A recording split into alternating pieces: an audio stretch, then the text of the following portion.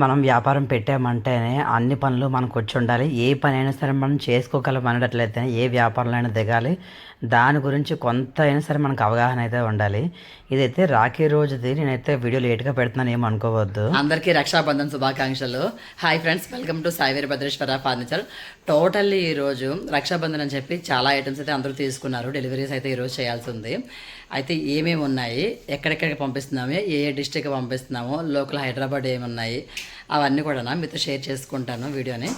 Totally 1 day of delivery మీతో share చేసుకుందాం అనుకుంటున్నాను.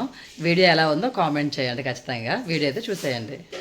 బోడుపల్లి నుంచి అయితే కస్టమర్ కాల్ చేశారు. ఆఫీస్ ఫర్నిచర్ మీ వీడియోస్లో చూసాము, మాకు office table and office chair కావాలి, అవైలబుల్ ఉన్నాయని అడిగారు. రెడీ టు ఉంటాయి, అయితే ఆర్డర్ పెట్టాలని అడిగారు. సార్ మన దగ్గర ready to office tables, office chairs అన్నీ ఉంటాయి సార్ అని చెప్పాము. అయితే వీడియో కాల్లో అన్నీ కూడా చెక్ చేసుకున్నారు. పంపిస్తున్నాం ఇప్పుడైతే కనుక office table, office chair and shoe rack ఇప్పుడైతే డెలివరీ చేస్తున్నాం. ఎటేమో 2 బండ్లు పెట్టామండి. ఒకటేమో బోడుపల్లి చెప్పాను కదా, ఇప్పుడేమో బీరువాని అండ్ పరుపు వచ్చేసి మేడ్చల్ డెలివరీ చేస్తున్నాము.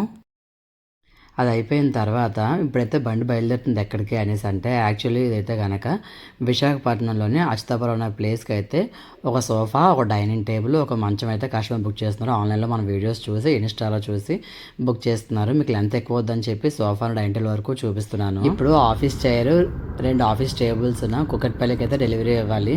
నేను దగ్గరుండి ప్యాకింగ్, లోడింగ్, డెలివరీ చేస్తాను కూడా. చాలామంది అడుగుతున్నారు నిజంగా చేస్తారా అనేసి. ఖచ్చితంగా నేను దగ్గరుండి డెలివరీ చూసుకుంటానండి. వర్కర్స్ ఎవరు లేకపోతే కనుక నేనే లోడింగ్ అది వేస్తాను. నేను మోయగలనంతే మోస్తానండి ఖచ్చితంగా 100%. ఎందుకంటే మనం ఏ పనైనా చేద్దాము అని దిగినప్పుడు ఖచ్చితంగా చేయాలి. వ్యాపారంలో ఖచ్చితంగా ఒకరి మీద నమ్మకం పెట్టుకుంటే కుదరదు. మన పని మనం చేసుకోగలగాలి. వాళ్ళు రావాలి, వీళ్ళు రావాలి అంటే మాత్రం మన పనులు అయిపోతాయి.